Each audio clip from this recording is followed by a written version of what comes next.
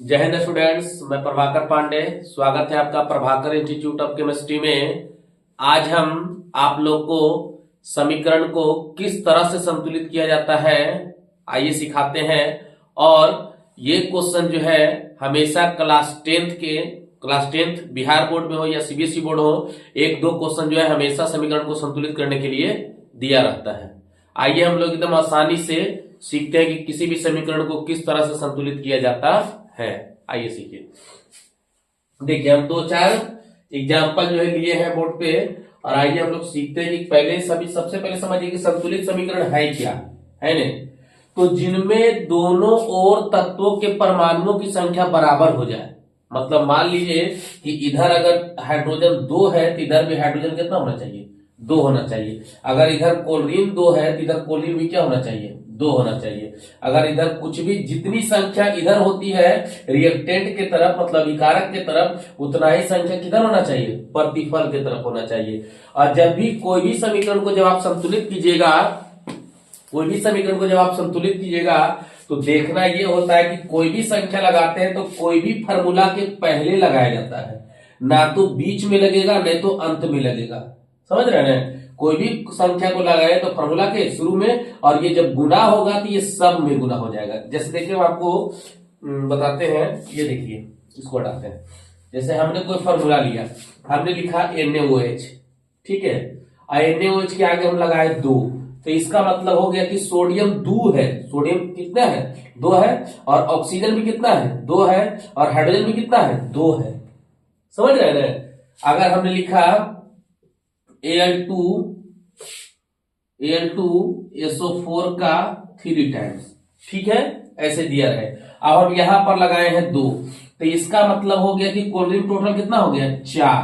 Chlorine कितना हो गया, 4 हो गया। सल्फर देखिए, सल्फर है 1, लेकिन यहां पर देखिए ब्रैकेट का प्रयोग करके 3 लिखा गया है ना, 3 टाइम्स है ये, तो सल्फर कितना हो गया, सल्फर 3 हो गया। सल्फर कितना हो गया, 3। और 3 के साथ देखिएगा तो इधर भी गुना है, 2 गुना। ये जो 2 लगा हुआ है ये सब में गुना हुआ है। 2 गुना एल्युमिनियम में भी है, सल्फर में भी है, ऑक्सीजन में भी है। तो एल्युमिनियम टोटल कितने हो गए, 2 दूनी, यहां गुना होता है, जुटता नहीं है, 2 दूनी 4। सल्फर देखिए 3 गुना इधर लगा हुआ है, और 3 दूनी 6, तो सल्फर कितना है, 6 है, 6 परमाणु है। और ऑक्सीजन देखिएगा, ऑक्सीजन क्या है, 4 पहले से लगा हुआ है, 4, तो और फिर 3 गुना है तो 4 तिया 12, और 12 दूनी 24, तो ऑक्सीजन कितना परमाणु है, 24 परमाणु है। ठीक है, मतलब जो भी संख्या अगर आप यहां लगाइएगा तो ये सब में गुना होगा। समझ रहे हैं। जैसे हमने लिखा CH3PO4 का 2 टाइम्स, और अगर हम यहां पर लगा दिए 2, तो ये जो 2 लगाए हैं तो समझिए पूरा में गुना हुआ है। समझ रहे हैं, ये पूरा में गुना होगा। जैसे हमने पूछा कैल्शियम कितने परमाणु है, तो कैल्शियम देखिएगा 3 दूनी 6, कैल्शियम कितना परमाणु हो गए, 6। फास्फोरस देखिए, फास्फोरस पहले से कितना है, 2 है। फास्फोरस कितना है, 2।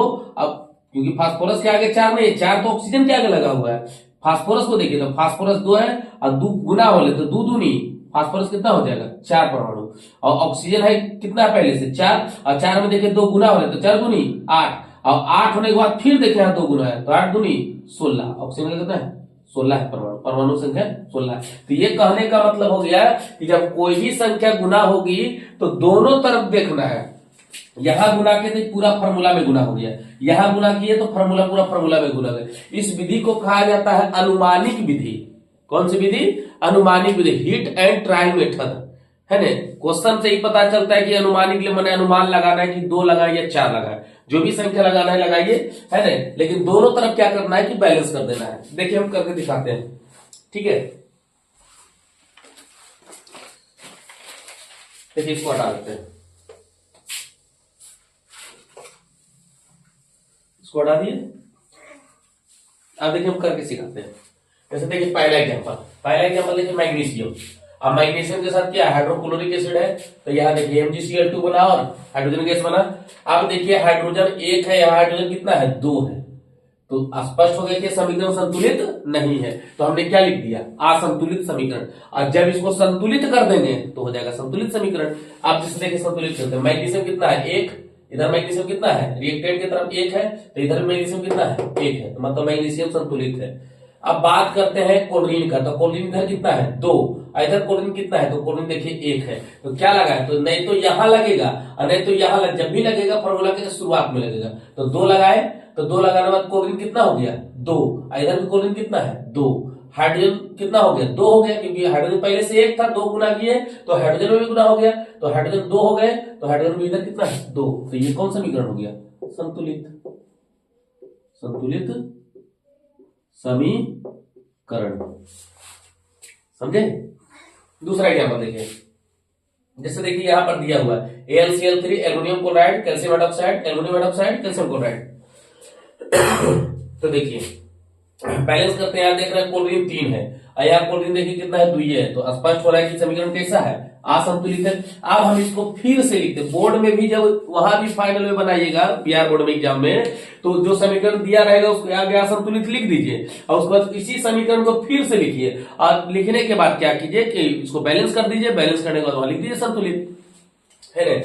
तो यहां देखिए क्या करते हैं, जब कोई दिमाग काम नहीं करे कि क्या लगावे नहीं लगावे, तो अपने मन से पहले 2 लगाइए, क्योंकि अनुमानित विधि हम 2 से लेके चलते हैं, बना तो ठीक है ना, तो मिटा देंगे फिर दूसरा लगावेंगे, समझे कि नहीं। तो अपने मन से 2 लिख दिए, तो एल्युमिनियम कितना हो गया 2। अब इधर देखिए कि एल्युमिनियम कितना है, तो एल्युमिनियम 1 है, तो इसको बैलेंस करने के लिए यहाँ क्या लगा देंगे 2, यहां भी लगाएंगे, तो एल्युमिनियम कितना हो गया 2, इधर भी एल्युमिनियम कितना हो गया 2। अब देखिएगा कैल्शियम की बात करते थे, कैल्शियम कितना है 1, इधर कैल्शियम कितना है 1, तो दोनों तरफ कैल्शियम क्या है बराबर है, कैल्शियम में कोई दिक्कत नहीं है। अब बात करते हैं क्लोरीन की, तो क्लोरीन देखिए 3 लगा हुआ था, अब 3 दूनी 6।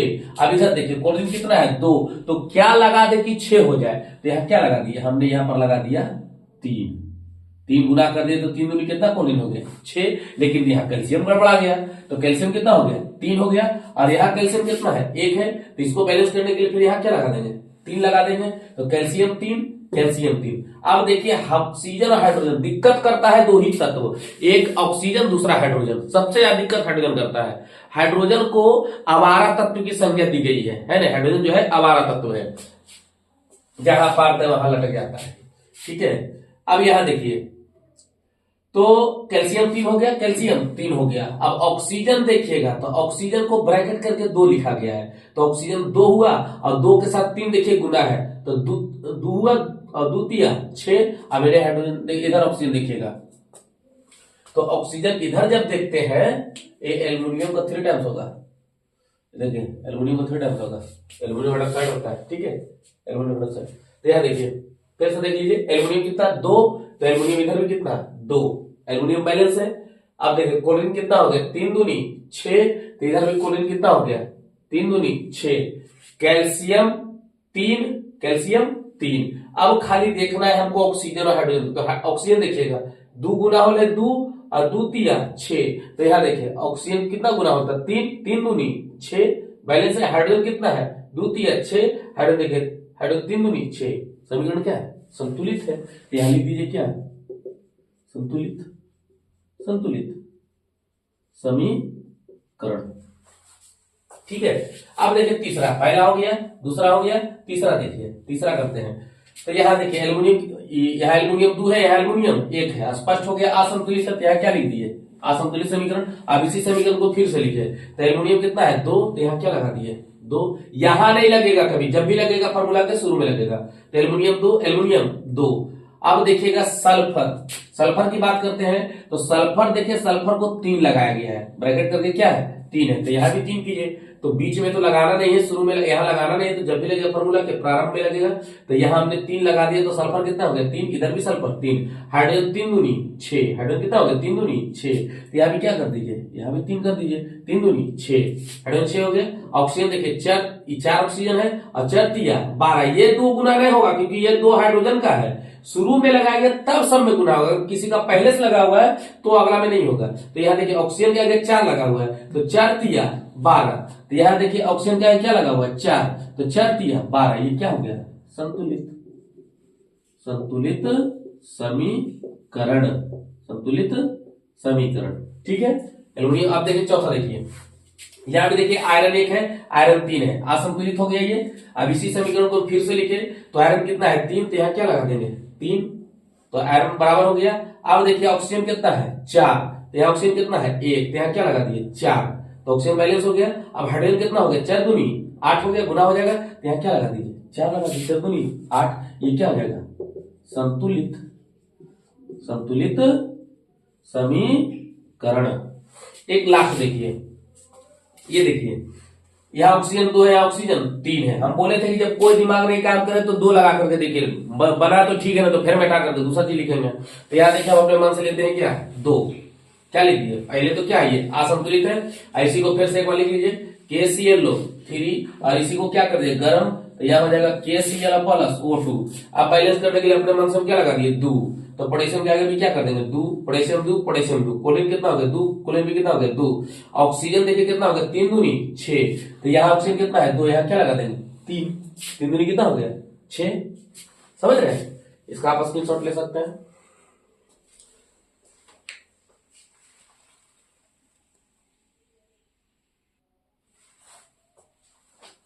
देखिए इस तरह से आप लिख लिए, और इसको इतना जो है आप घर में प्रैक्टिस कर सकते हैं, है ना। जैसे देखिए पोटेशियम आयोडाइड कुलीन के साथ अभिक्रिया किया, पोटेशियम क्लोराइड प्लस आयोडीन, है ना। आयरन की अभिक्रिया हाइड्रोक्लोरिक एसिड के साथ आयरन क्लोराइड, फेरस क्लोराइड और हाइड्रोजन गैस।